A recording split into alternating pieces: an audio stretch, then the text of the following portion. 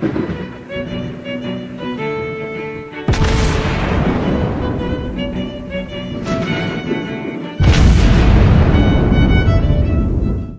everyone, and welcome back to World of Warships Blitz with Terry.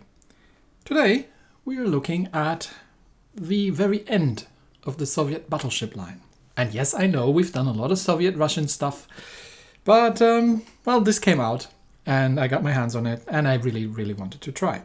This is the Kremlin, the Tier 10 Tech Tree battleship in the soon upcoming Soviet battleship line. So, what is this thing? Well, like most Tier 10 battleships in the game, this actually never existed.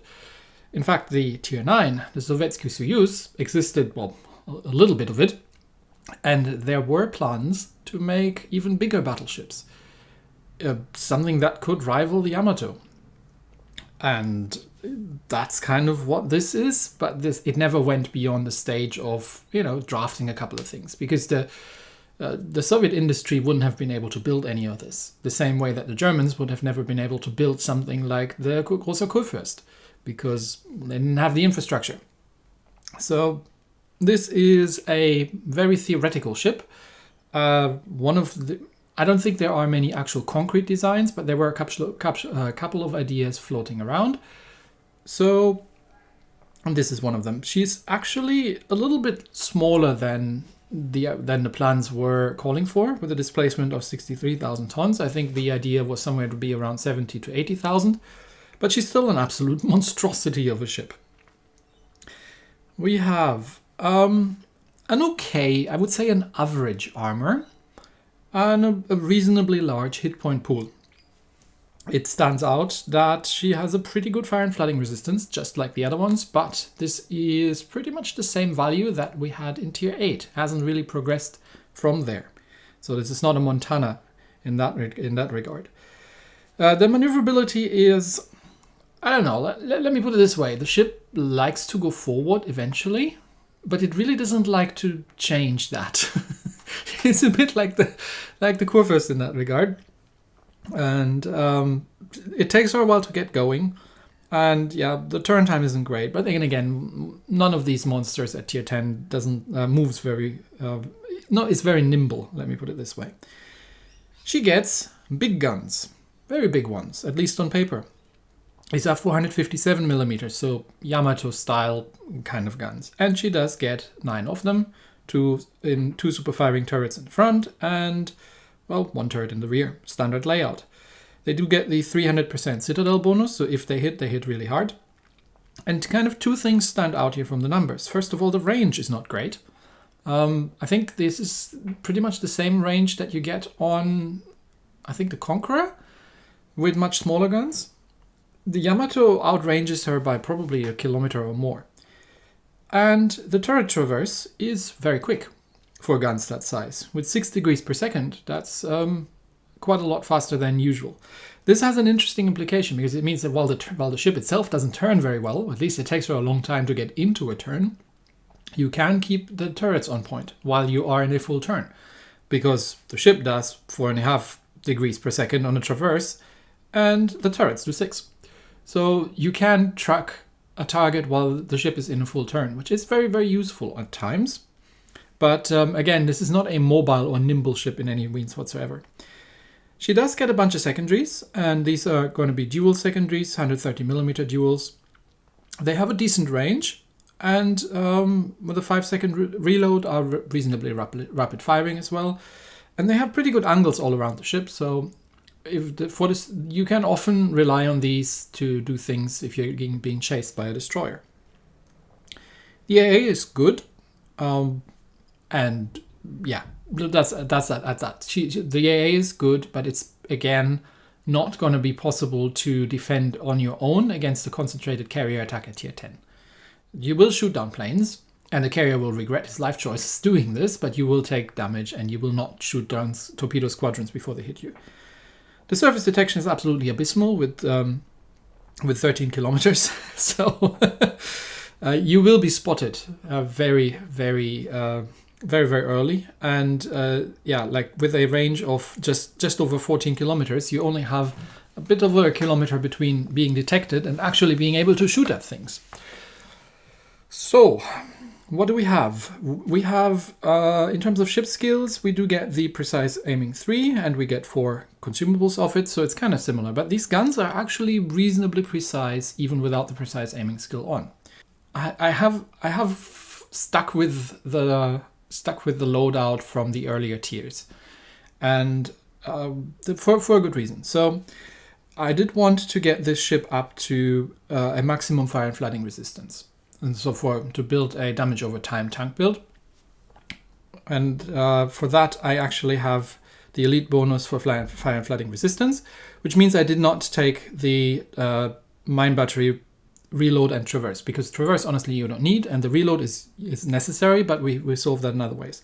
So this way that gives me 15%, which means I don't need the first slot in dispersion really, and I can use the first slot for the main battery mod 2 for main battery reload. And you need the main battery reload. You absolutely do need it, because the base reload of these guns is very low. So even with the module, it's over 23 seconds, and I think you have 24 seconds duration on the precise aiming with the relevant commander skill. So you actually have to pick the I don't think the elite bonus would be enough to get 2 salvos off with the precise aim active. So you do need to take the main battery mod 2, which means you can use the elite bonus for the other one, and then I've actually doubled it up with the damage control system to get to a total of somewhere over 25, yeah, so just over 25% fire and flooding resistance, which means also you take 25% less damage from flooding or being on fire. She gets the typical 4 damage control kits, and like I've said before, it's actually more harmful than useful, because you might get tempted into using them early and then you're being on permafires, especially if you're up against carriers. The commander in here, how have I set him up? Pretty much, because you get already 4 precise aiming, you don't need an additional one, pretty much again for tanking. She does have an okay armor, but not a great one. So you are tier 10, you're going to face really big guns, and she will take damage. So we've got the usual stuff in 1 and 2. We've got the artillery maintenance, victorious charge. Here you can use the survivalist, and you don't have to go fire supremacy because you already get 4 charges. There's no way you're going to use 5. Then I have actually taken generalist here to get a bit more defense. You absolutely positively want the marksman skill, obviously, because with this skill and the rapid reload, you get 2, or not the rapid reload, the reload module, you get 2 salvos off while the precise aiming is active. Extinguisher to take less damage from fires. Demo expert, and I've got honor seeker in here, and then obviously you want APCS for the subsequent ones. Now let's talk a little bit about the guns just for a second before we get into a battle. These are troll cannons. You can have 5, 6, 7 games without scoring a single citadel hit and just getting semi-pens on everything. And then you can have a single game where you get triple citadels. They vary quite extremely. I'm not 100% on board with these guns. They are not very consistent in my experience so far. They do hit hard sometimes, but not all the time. So now it's a bit weird. And we don't get any auto secondaries. So you do really, really need to watch your back in terms of destroyers, because a lot of other battleships, you have the auto secondaries, which will start blasting away, which is another indication for you to say, oh, something is within range of these things. You don't have them here. You only have these 130s. And these are very, very good secondaries, but you have to operate them by yourself. So keep an eye on something being in range and make sure to use your secondaries, because these are actually pretty good. All right, camouflage-wise, historical camo gives us the standard stuff that we come to expect. Firing range, and again, the range is a bit of an issue, because you do need to get uncomfortably close to things like Yamatos in order to hit them, and they can hit them back without you being able to hit them for about 1.5 kilometers, I think. We get better dispersion and all those things, but of course we're going to use the Seaborn Assault for now. Yeah. So the question would be, is it worth the grind? Because grinding up to tier 10 is harsh. And I have to say, I am not a huge fan of the stand back and snipe sort of playstyle. But I've given it a couple of tries, and I would say if she's going up against the Yamato, if I had to compare the two of them, it actually happened to me. Because I have a Yamato here, but this Yamato isn't actually. She's fully upgraded, but she doesn't actually have any modules in it, and no captains, no consumables. I actually played this ship by accident, as it sits right here, right? Without equipment, no captain, no camo, no supplies, nothing. And I did better than the Kremlin. So I was just wondering where my fourth precise aiming went. And it took me until after the game that I realized that I was in the Yamato instead of the Kremlin. I did not record that one, but yeah. And I was wondering why I was scoring citadels all of a sudden. So definitely a long-range ship, and with the precise aiming, obviously. She plays a very similar role to the Yamato. And yeah, let's get into a battle and have a bit of a closer look on how she behaves. In the first battle, we are playing on cage in epicenter mode, and I don't like epicenter in these things at all. Like these lumbering ships, I really don't like it. But obviously what I want to do is, you know, find myself a defensible position and maybe try to control the outer rings. Now, enemy team has 2 Yamatos, an Iowa, a Friedrich, Smolensk, Yugomo, and Jutland. Smolensk. Now this battle is going to be a weird one.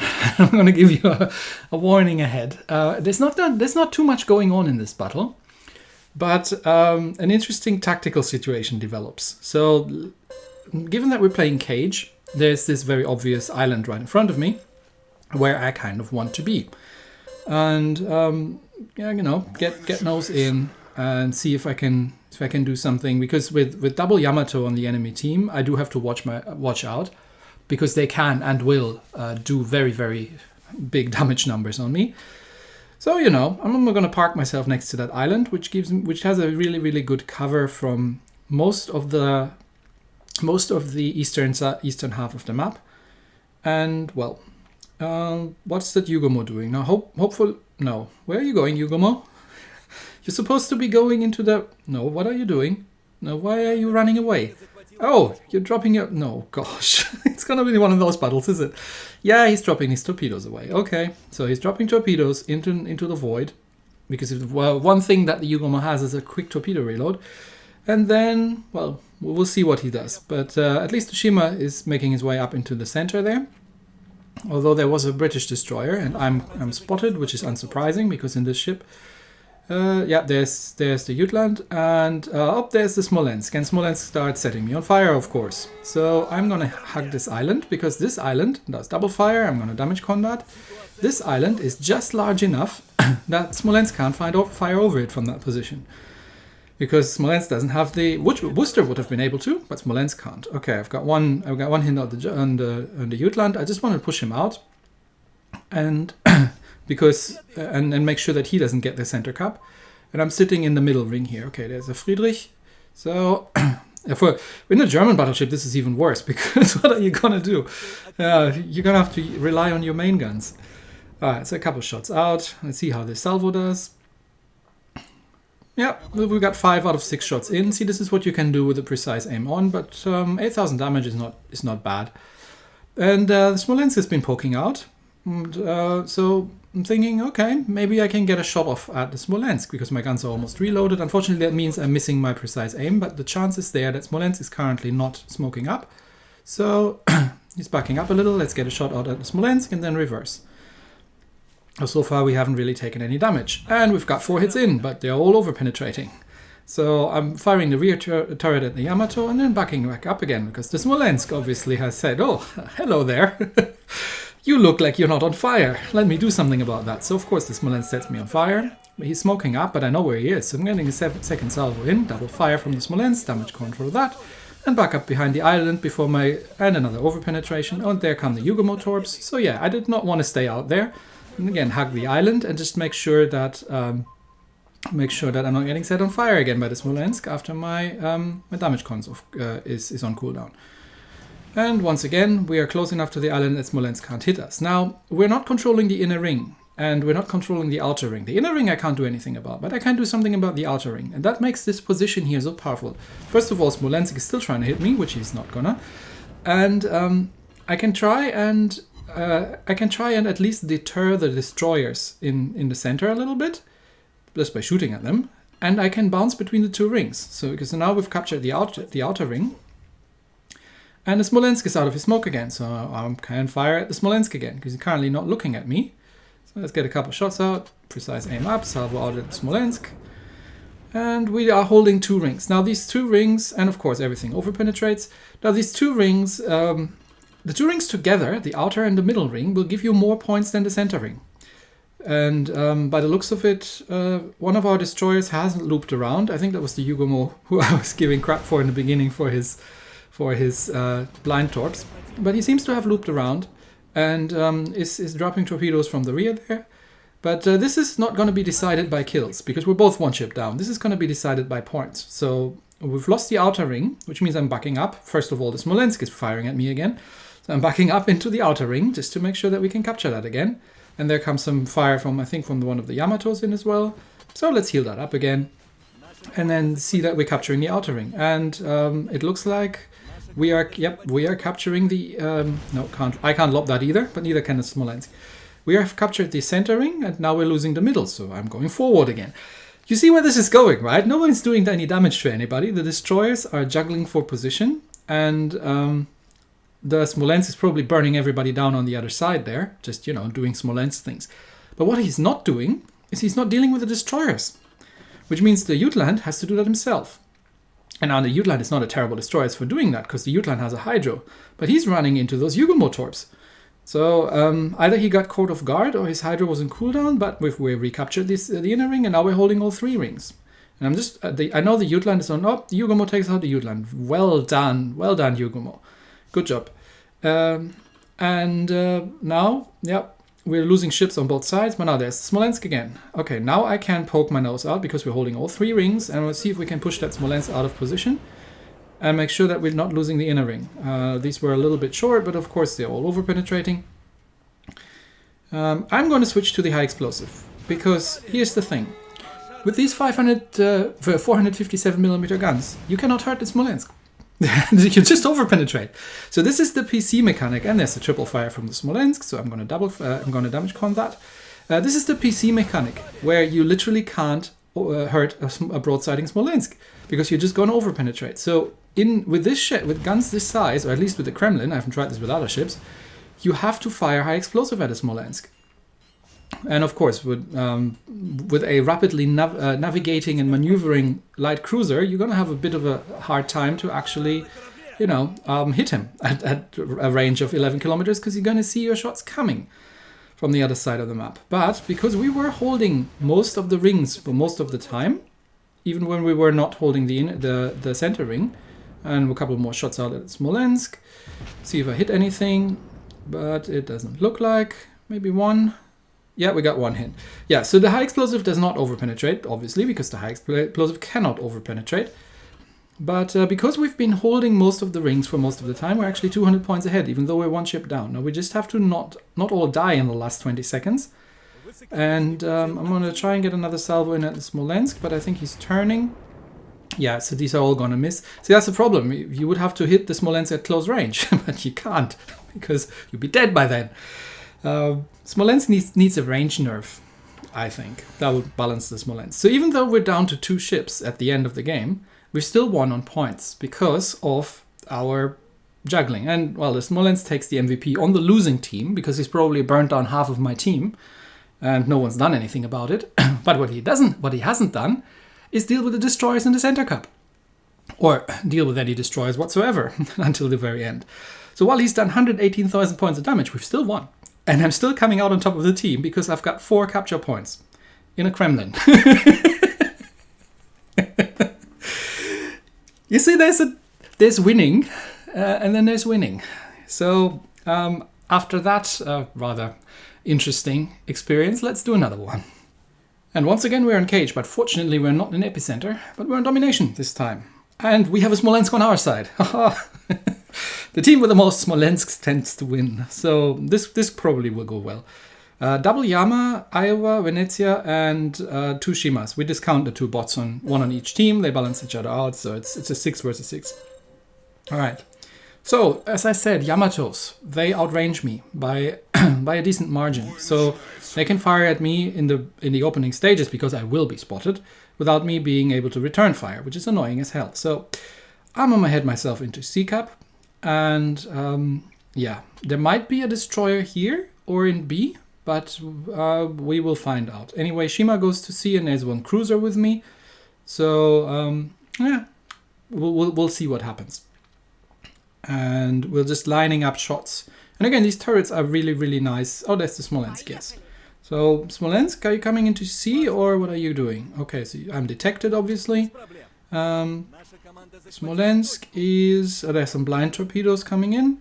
People like blind firing on the Asian server. I haven't seen this kind of behavior in NA at all. But okay, Smolensk is heading in, and there's a Yamato to shoot at. So I am actually in range. Oh, some more. These are also blind torps. Okay, so this is one of the enemy Shimas who's sending some blind torps over here. So I will take like let's see, 2 maybe. Let's see, 1, 2. Plus I get hit by the Yama, and that's, of course it's an insta flood as soon as I get hit. So we're going to use our first damage con and repair, and then we're getting into ourselves into a ranged duels with these Yamatos.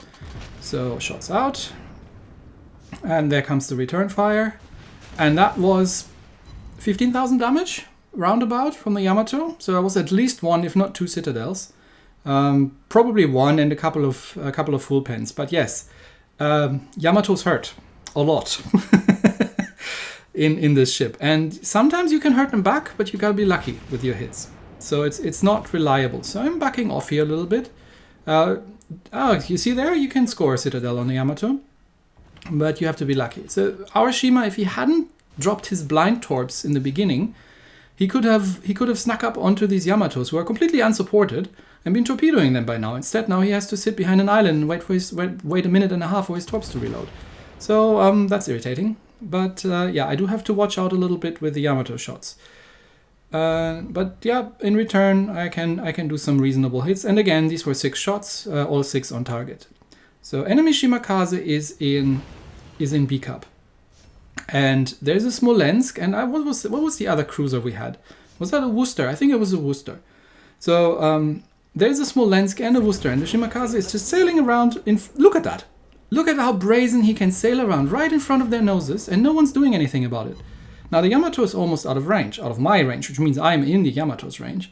And now the Shimakaze is starting to take some damage and being shot at, and now I think he might be... Is he going to die? Let's see. I've got Yamatos to shoot at. But yes, so the Worcester takes out the Shimakaze. Okay, thank you. Now we can grab B cup again. There's some torpedoes from the Shima. That's why I'm backing up, but with this maneuverability of this ship, I might be taking 1, and of course it's an insta-flood, so I have to damage control again. Okay, reverse. There's a Venezia. Venezia is broadside on, but Venezia is in a smoke, and I'm not sure if he knows that this is a fuel smoke and he can take it along, or if he's just going to stop in his smoke. It looks like he's just stopping in his smoke, so I'm going to keep my shots and wait for his smoke to expire, because that's a fuel smoke, it's not going to take long. And there he sits, broadside on, to me in his smoke. Okay, that should be the end of that thing. Alright then, we're still behind in points, but we are controlling 2 of the cups. There we go, Venezia dead. Yeah, and we've lost... Oh, we've lost the Shimakaze, okay. To Yamato. How did that happen? I don't know. I don't know anymore. But then again, now I have the problem that the Yamatos are out of my range again. But there are 3 Yamatos clustered around there, and there are two cruisers up there who probably don't want to be shot at by Yamatos. So Friedrich der Große is pushing, as he should, because he's full health. So I'm going to follow him.